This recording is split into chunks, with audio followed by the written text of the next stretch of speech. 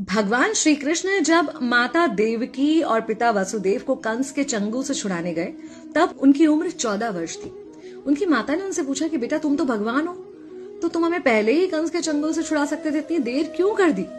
तो कृष्ण जी ने कहा, माता क्या पिछले जन्म में आपने मुझे 14 वर्ष का वनवास नहीं दिया था? माता हैरान रह गई, बोली ये क्या कह रहे हैं आप? तब कृष्ण जी ने बताया कि पिछले जन्म में मैं राम था और आप थी माता कैकेयी, और आप ही ने मुझे 14 वर्ष का वनवास दिया था, और कर्म फल से कोई नहीं बच सकता माता, इसलिए आपको 14 साल का ये दुख सहना पड़ा। तब आश्चर्यचकित होते हुए माता ने पूछा, तो फिर यशोदा पिछले जन्म में कौन थी? कृष्ण जी ने बताया, वो थी माता कौशल्या, जो 14 साल तक अपने पुत्र से अलग रही थी। उन्होंने उस दुख को सहा था, इसलिए इस जन्म में 14 साल मैं उनके पास रहा और मेरे साथ रहने का, माता और पुत्र के प्रेम का सुख उन्हें मिला।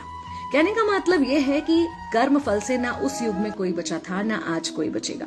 खुद भगवान भी कर्म फल से नहीं बच सकते, इसलिए अपने हर एक कर्म को बहुत सोच समझ कर कीजिए, क्योंकि जिसके भी खिलाफ आप कुछ गलत कर रहे हैं उससे आपकी शत्रुता कुछ समय या शायद एक जन्म की है, लेकिन उसके साथ कुछ गलत करके आप अपने कई जन्म बिगाड़ सकते हैं।